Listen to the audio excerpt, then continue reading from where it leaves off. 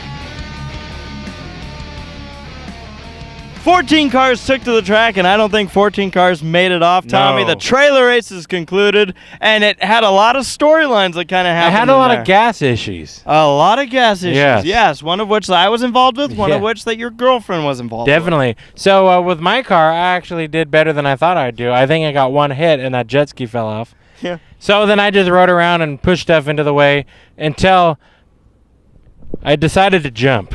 And when I decided to jump, folks, I realized when I was pulling on the track that I picked up one car that had 2 out of 4 lug nuts holding the tire down on the right front. You're a Duke boy. And it was, of course, holding the one side of the wheel down compared to the opposite ends. Yeah. So with that, when I took my big jump, I broke off. I sheared off the lug nut studs, and along went my drive tire off to Neverland, and I just kept trying to drive. So with that, I got help from Robert Rice. He shoved me down the front straightaway, and I turned right into a pink camper that was towed by Charlotte Highland and crashed my race right there. I ran right into the camper, kept trying to go, couldn't go anywhere. I lost enough speed to where I was done. Yeah. So that was crazy. Now, if that was crazy, try this one out. Shayla had her fuel cell completely punctured 3 times out there in that trailer race. She got hit once. It punctured the fuel cell through the trunk, completely sheared off that sheet metal, and then got she was parked, she was done, the fuel pump and everything died, and red flag came out, she jumps out. And then 2 other times people hit her trailer as she was parked in the corner, and that fuel cell is toast. Wow. So 13th and 14th place finishes for Shayla and I. Now, we mentioned that I was involved in a fuel issue. Now, you'll notice, folks, a very odd thing happened during this trailer race. Yeah. I pulled off the track. Now, in most scenarios, I'll leave my car wherever I can, but I pulled off my car because something weird happened. I got one hit into this trailer race where I went and drove straight in, and Tommy, you've been begging me to use the front end of my car. Well, I saw Steve Cook in front of me with that big old whatever, the land shark. Yeah. I drove into it, and also my car started sputtering out, and I'm like, what the heck's going on? And it completely lost power. I was going through turns 1 and 2. As that was happening, I'm like, this is odd, but I want to see if I could pull off my car. Why? So I can look and see if I can figure out what the issue is. I want to know, is my front end all the way shoved in? Did something happen? What the heck's going on with this car? Why did it just shut off? Yeah. So I tried my best, and you can see I pulled it onto the back straightaway, tried to pull it around, and it kind of got in a kind of safe spot. Yeah. The red flag came out. Yes. Because of a fire, because the Griswold family vacation had an issue. Burned down the transmission. Oh, boy. So I got out of the car, and I looked at the front end, and I noticed there wasn't a scratch on the fan, the radiator. It never touched anything. I'm like, this is odd. And I kind of sat there for a second and went, the battery cable. I looked, the battery cable completely just popped off. We never tightened it down or anything. Dang. So I got back there, I popped it back on. This is already after I'd set a camera down on the wall. I thought it was done. Yeah. I get the car back out there, it's running, and I'm like, well, dude, let's live life to the fullest. And I hit the gas as hard as I could and drove on top of another trailer. And got stuck. I got stuck. I tried everything I could to get off of the thing. Crazy enough, speaking of the gas issues, the car whose trailer you got stuck onto had his fuel cell punctured, spilling gas, and with all those sparks and everything, you could see in the camera angles, there was a fire trail under his and your car. Yeah, no, and that was scary. He was more aware of his issue than I was. Yeah. And I did not realize, because I saw him starting to wave down the fire crew after we got stopped. So he probably ran out of gas. Yeah. And he was pointing, and I'm like, are you all right? I thought he said there was an oil leak. And then immediately I'm thinking, if it's under our cars, it's probably from my motor. So I'm like, great, something really got punctured. But then we get out, and I'm like, man, that was crazy. He's like, yeah, look, there's fuel everywhere. I was like, oh, yeah that's bad. He was worried about someone like Robert Rice coming by who's already sparking up and just igniting something. So there was a lot of concern, a dangerous situation there. But luckily, no eruptions, no fires. Held on. Yeah, but my favorite moment in this trailer is, Tommy, was when I was stuck on that trailer. Yeah. And all of a sudden I felt something behind me, and I looked back, and Cheryl Highland stuck on top of mine. We had a train race of trailers. We had a train race of trailers. Yeah. Yeah, and you had your jump, I imagine, was your My jump was my exciting part, especially when I landed, and I landed on nothing but 3 tires. So how would you assess this night of destruction for Team Lobo? You know, I think it was good. We all made it to the events.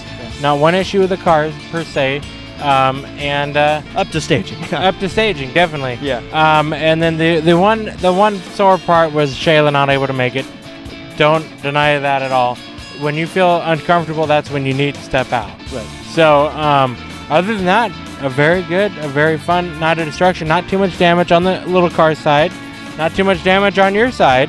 Yeah. And with that, I'm still looking for a trailer this car. Yeah, a couple trophies earned tonight, and we'll see how things progress. But we have a lot of work to do. I think we're going to kind of take a little bit of time off, maybe get back to work here around August of this year. Okay. So a little bit of a fast-forward motion, but we're obviously going to get going because we have a Night of Destruction in September coming up, and it's one that we've been talking about because that's going to happen the same night as Equestria LA, which means we're going to have a special guest joining us for that Night of Destruction. We'll be getting into that a little bit later on. Most of you probably already know who it is. But Tommy, Night of Destruction number 2 is done. 2015 continues to be an incredible year of smashing and crashing. Busy year. A very busy year. But that's a wrap here on Night of Destruction number 2, the low budget season number 3, 2015. Now we can go rest. We can rest.